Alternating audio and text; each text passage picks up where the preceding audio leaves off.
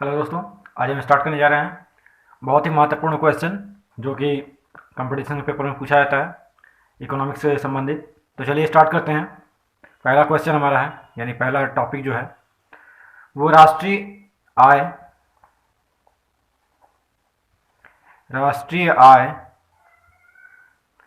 का सर्वप्रथम आकलन किसने किया था और कब किया था। तो इसका आंसर होगा 1868 ईस्वी में दादा भाई नौरोजी के द्वारा किया गया था।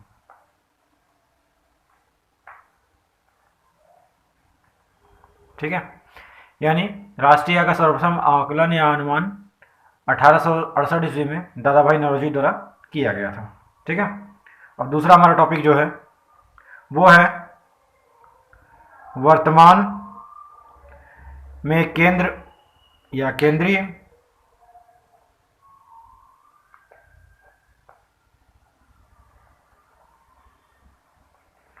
संगठन या केंद्रीय सांख्यिकी संगठन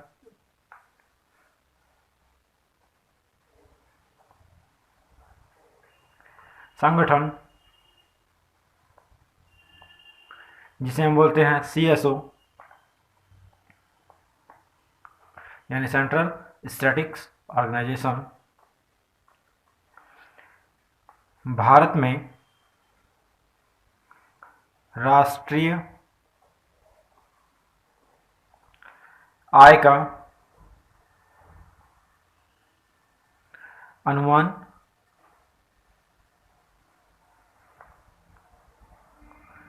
लगाती है। यानी जो राष्ट्रीय आय का अनुमान लगाती है वो सबसे पहले कौन लगाती है? CSO यानी केंद्रीय सांख्यिकी संगठन।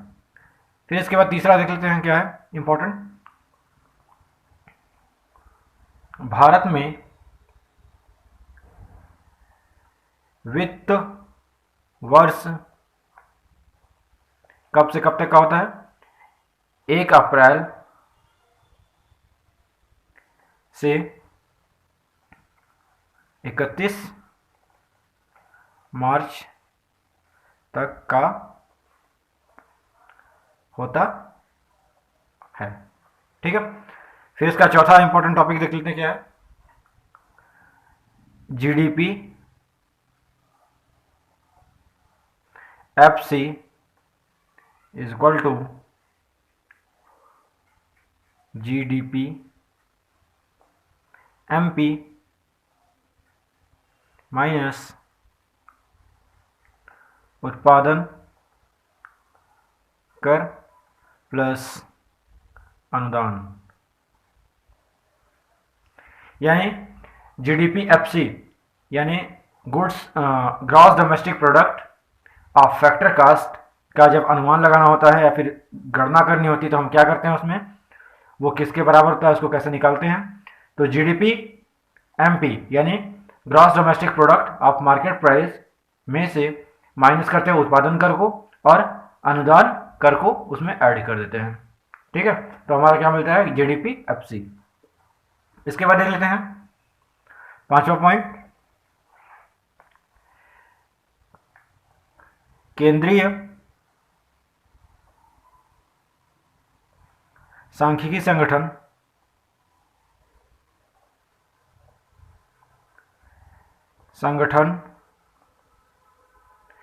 यानी CSO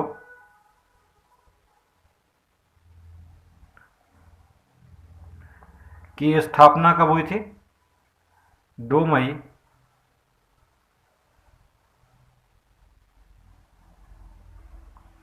1951 को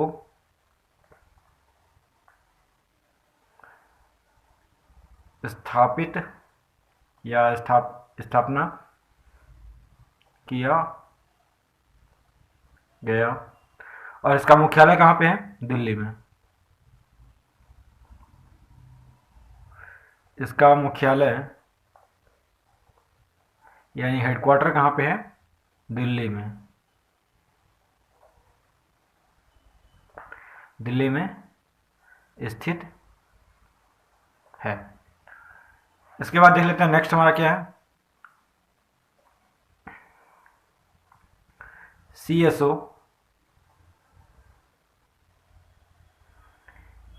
के द्वारा अब आधार वर्ष 2004-5 को हटा करके या परिवर्तित करके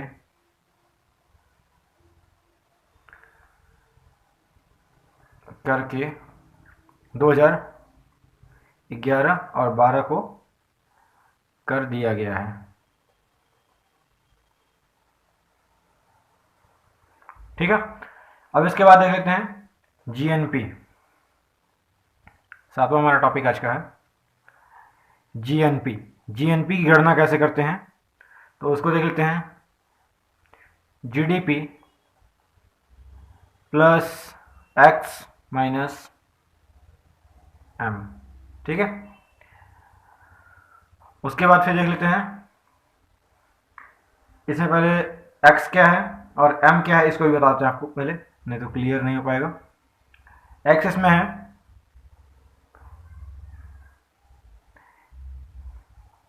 देशवासियों द्वारा विदेशों से अर्जित आय।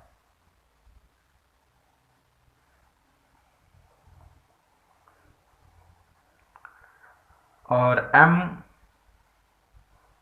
जो है वो क्या है? विदेशियों द्वारा देश में अर्जित आय। ठीक है। तो ये क्लियर हो गया आपका।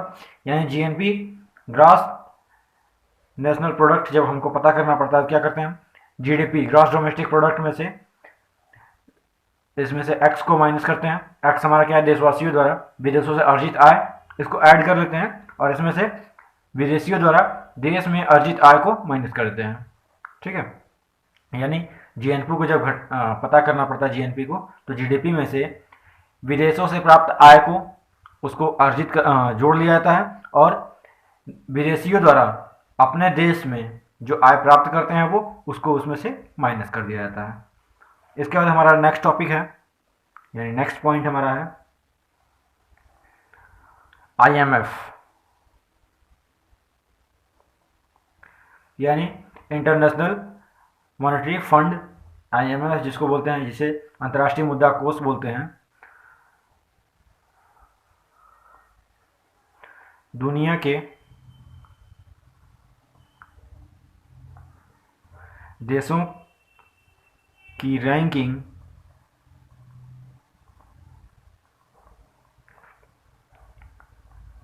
सकल राष्ट्रीय आय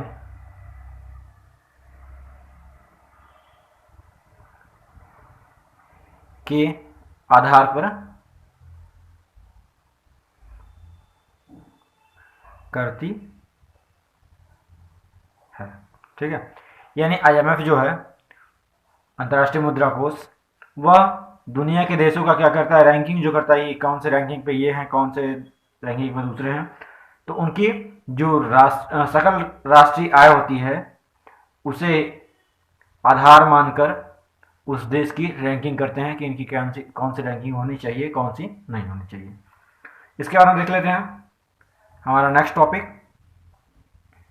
9वां है PPP के आधार पर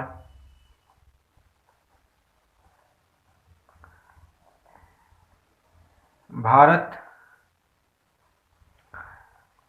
विश्व में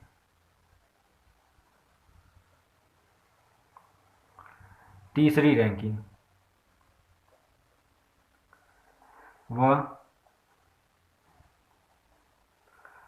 मुद्रा विनिमय में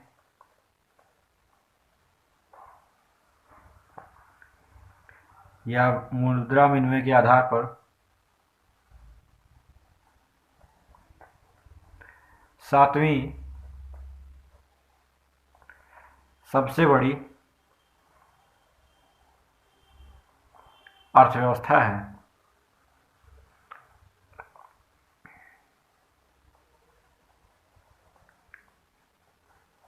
ठीक है, इसके बाद देख लेते हैं नेक्स्ट हमारा क्या है टॉपिक। हमारा नेक्स्ट टॉपिक है एनडीपी, नेट डोमेस्टिक प्रोडक्ट, यानी सकल घरेलू उत्पाद। इसको प्राप्त करने के लिए जीडीपी माइनस घिसावट, यानी कि एनडीपी को प्राप्त करने के लिए क्या करते हैं, जीडीपी में से जो मूल्य ह्रास होता है उसको हम माइनस कर देते हैं, हमें क्या मिल जाता है एनडीपी, जिसे हम क्या बोलते हैं, सकल राष्ट्रीय उत्पाद। इसके बाद हमारा नेक्स्ट टॉपिक है 11वां, भारत में घिसावट की दर का निर्धारण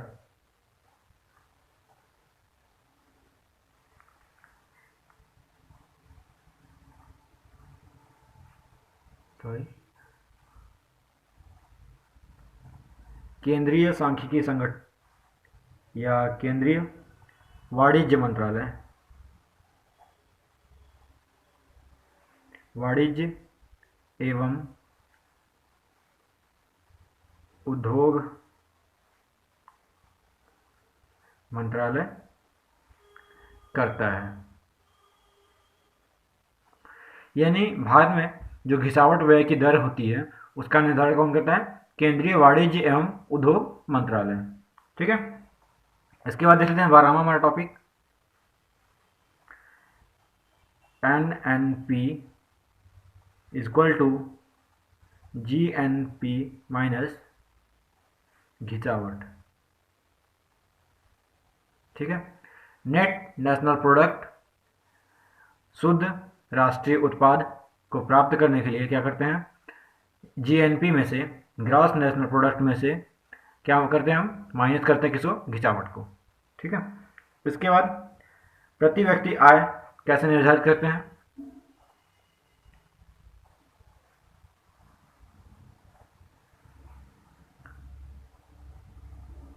जिसे पीसीआई बोलते हैं। इसका निर्धारण होता है एनएनपी अपान कुल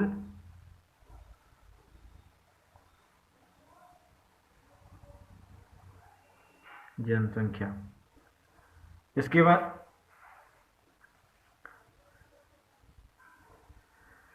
और दो, एक ये तो पहली हमारी विधि हो गई, फिर इसके बाद इसमें देख लेते हैं।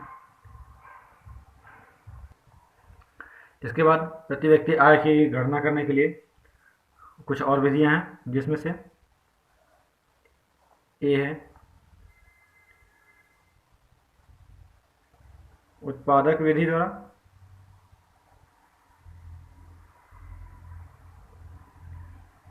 या मूल्य वृद्धि विधि। इसके बाद जो बी हमारा है आय विधि, इसके द्वारा भी हम राष्ट्रीय आय की गणना यानी प्रति व्यक्ति आय की गणना कर सकते हैं। इसके बाद जो हमारा सी है वो है व्यय विधि, यानी प्रति व्यक्ति आय की गणना करने के लिए एनएनपी अपन कुल जनसंख्या कर सकते हैं। उसके बाद फिर उत्पादक विधि या फिर मूल्य वृद्धि विधि से भी गणना कर सकते हैं, फिर आय विधि के द्वारा भी इसकी गणना कर सकते हैं, और व्यय विधि के द्वारा भी। तो अगर इसमें आपको कोई डाउट है तो आप हमें कमेंट बॉक्स में कमेंट करके क्वेश्चन पूछ लीजिएगा, और अगर आप इस चैनल पर नए हैं तो हमारे चैनल को सब्सक्राइब कर लीजिए और बेल आइकन प्रेस कर लीजिए, जिससे कि आपको नए नए वीडियोस मिलते रहें, और आप क्लास 11 से लेके नेट पीएचडी की जो भी तैयारी कर रहे हैं, पढ़ रहे हैं, उसके लिए बहुत ही ज़्यादा इंपॉर्टेंट आपके लिए और हेल्पफुल भी होगा। और साथ ही साथ जितने भी कंपटीशन के पेपर होते हैं उसमें ये क्वेश्चन आपके लिए बहुत ही ज़्यादा लाभदायक होंगे, यानी कि बहुत ज़्यादा आपके लिए यूज़फुल होंगे। तो इसको अच्छे से पढ़ते रहिए, और अगर इसमें आपको कोई डाउट है तो आप हमें कमेंट बॉक्स में कमेंट करके क्वेश्चन पूछ सकते हैं।